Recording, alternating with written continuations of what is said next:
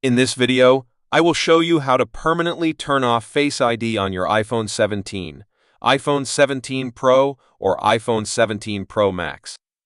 The process is very simple. First, open the Settings app. Scroll down and tap on Face ID and passcode. Now enter your passcode to continue. Here you will see several options that use Face ID. These include iPhone Unlock, iTunes and App Store, Wallet and Apple Pay, password autofill, and also other apps that may be using Face ID. To completely disable Face ID, you need to turn off all of these options one by one. Once they are all turned off, Face ID will no longer be active on your iPhone.